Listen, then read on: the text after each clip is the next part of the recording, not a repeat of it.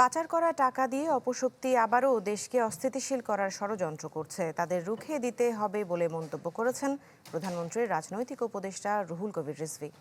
আর প্রধানমন্ত্রীর তথ্য উপদেষ্টা বলেছেন, ছোটখাটো নাশকতা ছাড়া বড় কিছু করার সক্ষমতা নেই। কার্যক্রম নিষিদ্ধ আওয়ামী লীগের। ঢালাইয়ের সেরা প্রিমিয়ার সিমেন্ট।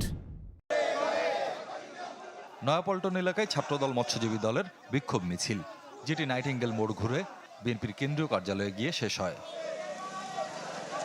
পরে সংক্ষিপ্ত সমাবেশে বিএনপির সিনিয়র যুগ্ম মহাসচিব ও প্রধানমন্ত্রীর রাজনৈতিক উপদেষ্টা রুহুল কবির রিজভী বলেন, পতিত ফ্যাসিবাদী শক্তিকে আর ফিরতে দেয়া হবে না, আইনি ও রাজনৈতিকভাবে প্রতিহত করা হবে।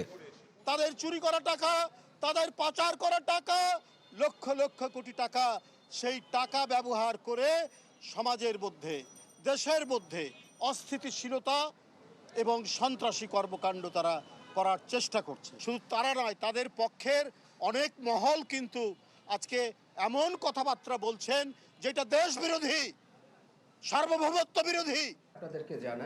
এদিকে সচিবালয়ে এক ব্রিফিংয়ে প্রধানমন্ত্রীর তথ্য ও সম্প্রচার বিষয়ক উপদেষ্টা বলেন, কার্যক্রম নিষিদ্ধ আওয়ামী লীগের ছোটখাটো নাশকতা ছাড়া বড় কিছু করার সক্ষমতা নেই।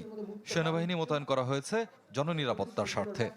কিছু ছোটখাটো নাশকতার সক্ষমতা হয়তো আছে, আর তাদের প্রচুর টাকা আছে, সেটা খরচ করে হঠাৎ করে কোনো নাশকতা করে কিনা, সেজন্য যে জায়গায় ঝুঁকি বেশি মনে হয়েছে সেখানে সেনাবাহিনী রাখা হয়েছে জনগণের নিরাপত্তার স্বার্থে। এর মানে এই না যে সরকার মনে করে আওয়ামী লীগ অনেক কিছু করতে পারবে। আওয়ামী লীগ দল হিসেবে নিষিদ্ধ হবে কিনা সেটি আদালতে নির্ধারিত হবে বলেও মন্তব্য করেন ডাক্তার জাহিদুর রহমান। জুলাইয়ে যে ক্রাইম এগেনস্ট হিউম্যানিটি হয়েছে, মানবতা বিরোধী অপরাধ হয়েছে, তাতে সে দল হিসেবে জড়িত ছিল কিনা, এটা একটা বিচারিক প্রক্রিয়া। যদি সেটা হয়, তার সমর্থন কেমন থাকুক আর যাই হোক, এটা নিষিদ্ধ করার সিদ্ধান্ত হয়তো আদালত নেবেন। আমি হয়তো বলছি, কারণ এটা আদালতের জুরিসডিকশন, আমাদের কিছু করার নেই। স্বপ্নিল শাহরিয়ার শিশির, চ্যানেল 24, ঢাকা।